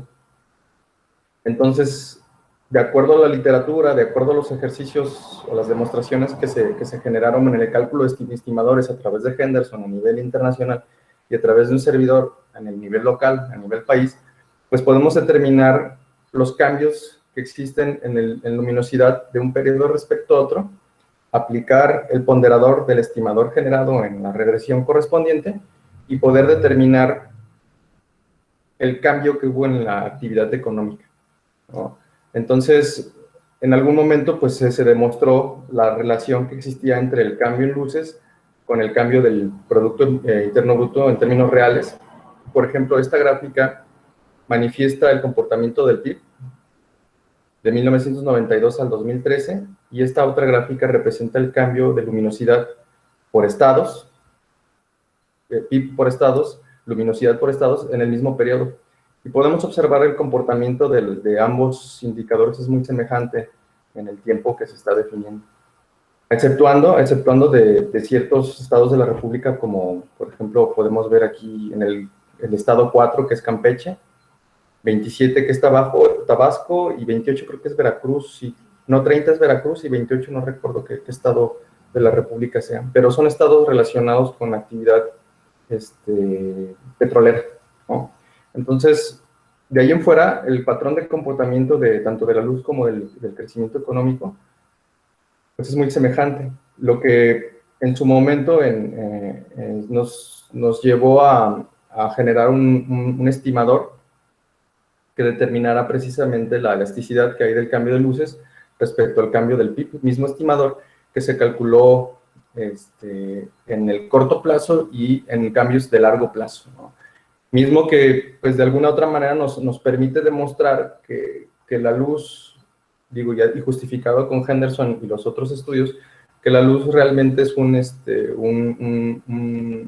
proxy lo suficientemente robusto, digo, con sus restricciones y bemoles correspondientes de la actividad económica. Y lo podemos argumentar desde esta perspectiva del coeficiente de determinación. Es un modelo que se corrió en datos fijos, un datos panel, de los periodos que mencionamos anteriormente. Y el resultado de los coeficientes, pues bueno, los presento principalmente el de la primera columna, y sobre todo poner mucha atención en el coeficiente de determinación, ¿no? Que la varianza que comparte tanto la luz como los cambios en luminosidad es de aproximadamente el 80%, ¿no? Entonces, fundamentado en estas demostraciones y en la literatura que se ha encontrado al respecto, pues hemos llegado a concluir que efectivamente este indicador de luminosidad podría funcionar como un proxy de crecimiento económico. Bueno, dentro en el contexto de la pandemia, pues estamos hablando de disponibilidad de información, de datos satelitales con frecuencia diaria, ¿no? Entonces la NASA nos proporciona la información. Si ustedes se meten, por ejemplo, a la página de la NASA, tienen acceso a estos datos satelitales de luminosidad, y pues la frecuencia de la información es diaria. Entonces, cuando yo empecé a trabajar con esta propuesta, evidentemente busqué los horizontes de tiempo relacionados con este evento para poder relacionar o analizar, pues, los casos de COVID, las tasas de aceleración del COVID del 17 de marzo al 18 o 22 de agosto, para entender su comportamiento en el tiempo. Al igual que, dada esta disponibilidad de datos, pues se extrajo en los mismos periodos la información de luminosidad, ¿no? Entonces, aquí en la imagen que estoy presentando es cómo estaba la zona metropolitana en términos de luminosidad a partir del 1 de marzo. En la siguiente diapositiva es el 17 de marzo, o sea, el día en que empezaron el confinamiento. Entonces, si ustedes observan del 1 al 17 de marzo, parece ser que no existe un cambio en luminosidad. Cambio, y no parece que exista una diferencia, vaya, notable espacialmente hablando, ¿no? Sin embargo, cuando yo analizamos ya del 17 de marzo al día en que se levantó la restricción, es el 22 de agosto, podemos observar que existen cambios notorios en el nivel de luminosidad. Y la pregunta aquí, si los cambios que podemos apreciar efectivamente son negativos, o de qué clase son, ¿no? Y pues lo que yo puedo apreciar espacialmente, gráficamente, pues son cambios negativos. O sea, hay menos luz en el 22 de agosto que con respecto al 17 de marzo. Lo que sugiere que existió una caída en términos económicos en dicha región. Entonces, evidentemente, en los avances de la investigación, pues se hizo una manipulación mucho más detallada de las imágenes satelitales para poder integrar el marco geoestadístico de la zona metropolitana y poder determinar los efectos en términos económicos aplicando este estimador que les comento, los efectos económicos en el agregado de la región, de la zona metropolitana, pero también descomponer la información de los efectos de la pandemia por municipio y además, como la imagen misma nos da información por píxel, pues localizar al interior de cada zona urbana pues las áreas que se vieron más afectadas en términos económicos. Entonces, pues bueno, cuando se construye el indicador de luminosidad y se analizan los cambios del 1 de marzo al 22 de agosto, pues de acuerdo a esta metodología, la economía en la región se contrajo en 10.1%. Sin embargo, cuando hacemos el análisis por municipios, pues observamos que el municipio más afectado en términos, o los municipios más afectados en términos económicos son Tlaquepaque, Tonalá, son El Salto, Zapotlanejo, y bueno, y así sucesivamente. El menos afectado fue Guadalajara. Esto me hace pensar que, por ejemplo, Tlaquepaque, Zapotlanejo, El Salto, son municipios que son, bueno, Tlaquepaque altamente turístico y tiene una zona industrial importante. El Salto es un clúster industrial muy importante también. Zapotlanejo tiene una industria textil, un clúster de industria y de comercial muy importante. Y son los municipios que aparentemente a través de esta metodología fueron los más afectados. Tanto el efecto global de la región con respecto al efecto individual de cada municipio, pues más o menos se ajusta dentro de los parámetros de los efectos que se manifestaron a nivel nacional, ¿no? que fue un golpe muy agresivo en la economía. Y por otro lado, también se alcanzó a apreciar ya en el mapa de cambios, pues las zonas particulares de la ciudad en las que se vio mayormente afectado el dinamismo económico. Y aquí, pues coincido con muchas conclusiones que llegaron los colegas en sus apreciaciones sobre sus investigaciones, en las exposiciones anteriores, porque hay muchas cosas que se alcanzan a visualizar en este mapa. Para empezar, los colores café son los cambios negativos y los colores azules son cambios positivos en la actividad. Y los cambios en amarillo, o el color en amarillo sugiere que no hay cambios. Entonces, si ustedes ponen mucha atención en la parte oscura, en la parte marrón del mapa, existe una clara evidencia, bueno, el indicador sugiere, o esta segregación de los marrones sugiere, que el comportador de luminosidad se asocia mucho con los niveles socioeconómicos de la población. Podemos observar que si ustedes conocen el mapa de marginación de la ciudad, prácticamente esta zona norte de Zapopan, que es la Mesa Colorada, la Mesa Los Ocotes, etcétera, son zonas marginadas y que por movilidad, por actividad económica, tuvo un efecto negativo muy grande. Las zonas de Miramar, las zonas de San Martín de las Flores en Tonalá, Las Pintas, Las Pintitas, la colonia Jalisco en Guadalajara, en el norte de la ciudad, etcétera, podemos observar que hay cambios negativos en términos de luminosidad y bueno, voy a hablar en términos económicos. Otra de las cosas que me llaman la atención es los clústeres industriales. ¿Dónde estoy? También presentan cambios negativos. Por ejemplo, si ustedes observan concretamente el corredor industrial del Salto, ¿dónde estoy? Aquí. El corredor industrial del Salto, pues presenta cambios negativos. El corredor industrial de Tlaquepaque, cambios negativos. por ejemplo, en esta zona de Tlajomulco de Zúñiga, que es donde está la laguna de Cajititlán, todas las zonas turísticas de Tlajomulco de Zúñiga,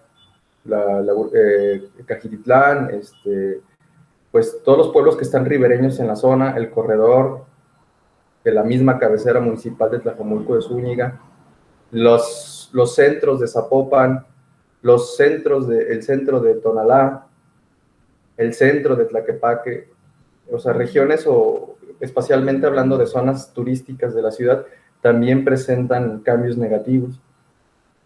Me llama mucho la atención la parte de Providencia, la parte de la zona financiera de Zapopan y Guadalajara, Avenida Patria, ahí por donde están punto Sao Paulo.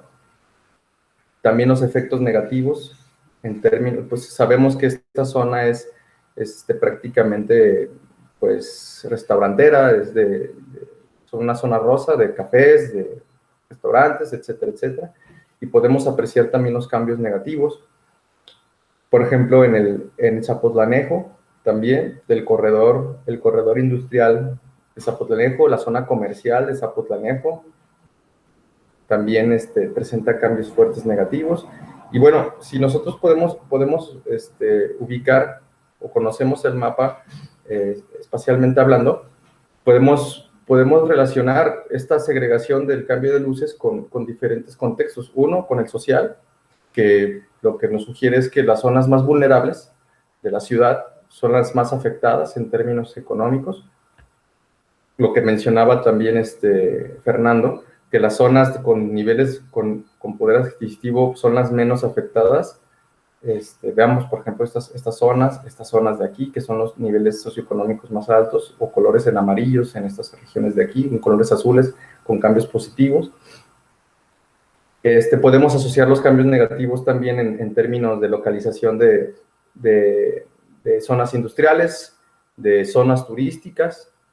Particularmente me llama la atención pues, por ejemplo, la zona ribereña de Tlajomulco, la zona centros de los municipios, etcétera, etcétera.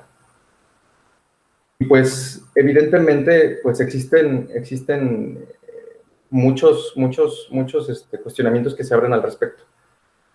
Las limitaciones del trabajo pues se centra concretamente en la cobertura de píxeles, en la resolución espacial de la imagen, ¿no? Que al pasar por un proceso de rectificación, pues esta es modificada y puede proporcionar datos un poco sesgados. Evidentemente hay cambios de luz que no necesariamente representan cambios en la actividad económica, y pues ciertos elementos que también deben de contemplar para poder tomar aseveraciones a propósito de este tipo de métodos. Sin embargo, pues la propuesta sugiere que esta herramienta se puede utilizar como elementos de aproximación en tiempo real para poder tomar decisiones a nivel de políticas públicas, ¿no? Yo creo que por mi parte es todo. Ya dejé de compartir. Listo. Bueno, muy bien, muchas gracias, Gerson. Así que, ¿quién tiene dudas, preguntas, cuestionamientos acerca de el análisis y las herramientas que utiliza Gerson? Así que pasamos a las preguntas. Yo te quería preguntar algo, Gerson. Dime. No sé, o sea, que quería saber si también podría estar ocurriendo que los cambios mismos de las dinámicas y de las actividades individuales por la pandemia también puedan estar afectando el uso por ejemplo, de la energía, ¿no? Independientemente de los cambios en la economía. Digo, a mí se me ocurre que a nivel en el uso habitacional, pues de pronto al no tener ciertos horarios de trabajo, no sé, pues, cambie la dinámica en que se usa la energía, y en otras zonas, a lo mejor, pues como ya no están abriendo o no abrían los antros y todo esto, pues a lo mejor también hay una afectación, y no solamente sea una afectación socioeconómica. No sé si tenga que ver. Yo pienso que en la parte de socioeconómica tiene que ver, o sea, porque la luz captura sí luz emitida por edificios, casas, infraestructura, pero también captura la luz de la movilidad de vehículos. Entonces, como son luces nocturnas, entonces Entonces, yo lo que veo, por ejemplo, en zonas como Tezistán, Nuevo México, Las Pintas, Miramar, evidentemente hubo una disminución drástica en términos de movilidad también, en el uso de vehículos, y evidentemente en los negocios no esenciales de esos lugares, ¿no? Que prácticamente estuvieron cerrados. Eso visualmente, espacialmente, pareciera ser que generan reducciones en los niveles de luminosidad que sugieren precisamente esta afectación en términos económicos de ciertas áreas.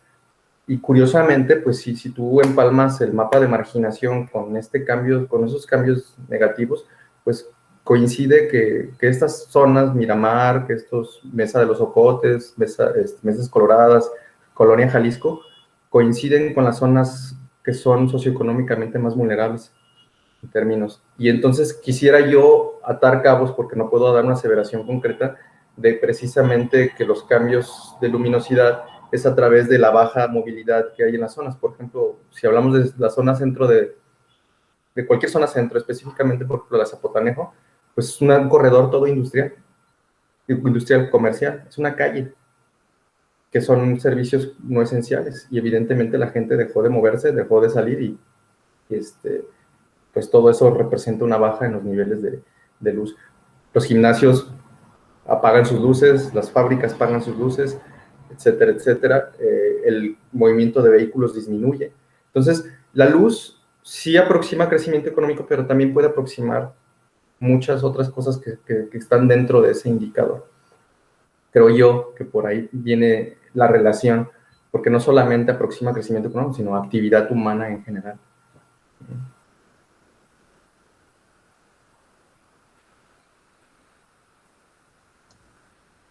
Fer, ¿no te escuchamos, Fer?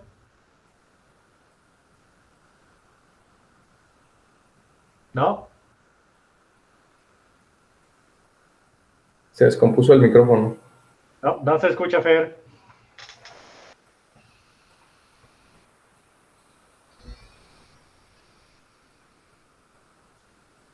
No, nada.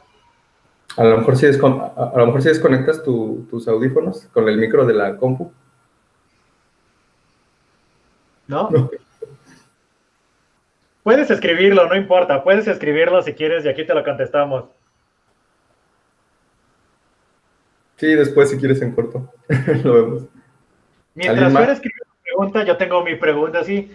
Digamos, como qué tanto error podría tener este tipo de imágenes por lo mismo de la diferencia en el periodo. Me refiero a que una fue en marzo, la otra 5 meses después, el planeta cambió, la temporada, la luna, la hora, no sé si no sé si el satélite siempre pasa a la misma hora. Supongo que hace el barrido igual, misma altura y todas esas escaladas, sí, pero me refiero a la misma hora, o sea, no es lo mismo la luminosidad que tiene la luz a las 7, que 7:30, que 8, bla, bla, bla. ¿Cómo afectaría todo eso el procesamiento de los datos?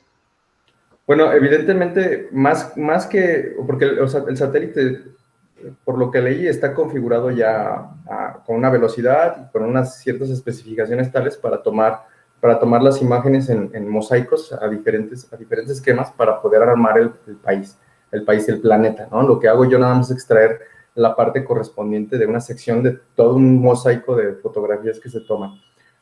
El problema más es que nada es con la cuestión de los efectos climáticos, o sea, de las distorsiones climáticas que de pronto pueden existir, por ejemplo, nubosidad, humedad, etcétera, etcétera, y que son procesos que si tú analizas, por ejemplo, una imagen satelital, de pronto puede aparecer una nube encima de la zona metropolitana de Guadalajara, ¿no? Entonces, esas condiciones climáticas, pues hay que arreglarlas a través de diferentes procesos de análisis espacial para poder hacer una corrección. Bueno, en esas correcciones pueden ocasionar sesgos en los niveles de luz. Entonces, cuando se georrectifica una imagen satelital a través de un sistema de coordenadas, pues se descompone la forma del píxel, vaya, por llamarlo de una manera, además de lo que incide los problemas que te menciono en términos climáticos. Entonces, bueno, todos esos procesos de arreglo y rectificación de las imágenes, pues podrían proporcionar imágenes de luz sesgados, ¿no? Que los contemplo como limitaciones. Ahora, respecto a lo que mencionas del más menos, el error de no dar un indicador puntual sobre los efectos, pues sí, habría que checar, por ejemplo, el error estándar del estimador que generó la regresión, y en base a eso generar un intervalo, y en vez de dar un dato puntual, pues decir que la economía se contrajo en diferentes niveles, ¿no? Para contrastar que existe también un nivel de error que es evidente al utilizar un proxy como la luminosidad. Y sí es algo que tengo pensado incorporar, nada más que pues de momento estas son las primeras aproximaciones y que me parecen que se ajustan a lo que está pasando a nivel nacional, ¿no? Ok. Y ahora ya por fin llegó la pregunta de Fernando. No, pues era una felicitarlo, güey, porque me parece interesantísimo hacer este tipo de análisis muy pertinentes y muy interesantes. Y luego, la pregunta es si está haciendo o no, o se puede hacer, identificar nada más los lugares,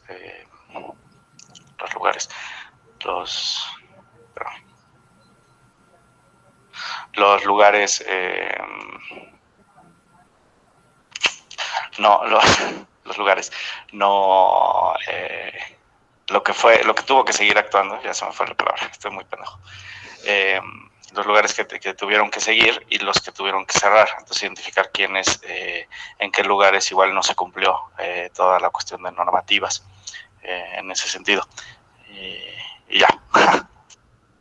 Gracias, Fer. Sí, mira, lo que pasa es que como la imagen arroja información por píxel, la cobertura del píxel es de 500 metros cuadrados. Entonces, yo pudiera seleccionar, por ejemplo, si yo quisiera analizar lo que pasa en la zona industrial de Guadalajara, podría generar un espacio geográfico y medir los cambios ahí directamente. Si quisieran hacer el corredor industrial del Salto, podría generar una delimitación espacial y analizar concretamente lo que sucedió ahí y tratar de excluir aquello que no necesariamente podría estar relacionado con los cambios en luces, ¿no? Con la actividad económica. Zonas comerciales, clústeres industriales, zonas turísticas específicamente, y analizar particularmente, dada la cobertura del píxel. Evidentemente, entre más detalle tenga el análisis, pues el sesgo va a ser quizá mayor, porque los estimadores que estoy calculando a través de la regresión son estimadores agregados. Cambio en luces a nivel estatal con cambio en luces, con cambio en Producto Interno Bruto a nivel estatal. Y me estoy aventurando a utilizar ese estimador para aplicarlo a lo que pasa a nivel municipio, y sabemos que hay una heterogeneidad muy grande en términos de especialidad económica y en términos de varios índoles en los municipios. Si los hay en los estados, en los municipios más. Ahora en las microrregiones posiblemente existan también esos diferenciales. Pero yo creo que sí podríamos hacer un análisis o muestras excluyendo zonas que no necesariamente tengan que ver con ciertas cuestiones económicas, ¿no? Eso es lo que alcancé a entender, y gracias por la felicitación. ¿Alguien más? ¿Dudas, preguntas? No, Fer, sigue sin escucharse. Bueno, entonces, si ya no tiene nadie más dudas, preguntas, cuestionamientos, damos fin a esta sesión del día de hoy. Los esperamos el próximo martes 13. ¿Gerson, deseas agregar algo? No, perdón, levanté la mano para ver si ya había apagado mi cámara, pero ya todo bien. Entonces, el martes 13 los vemos aquí, igual 9 de la mañana. Va a haber 4 sesiones, así que igual esperemos que cumplir en tiempo y forma. Y próximamente nos vemos aquí. Muchísimas gracias. Hasta luego. Hasta luego. Hasta luego. Hasta luego, muchas gracias, bye.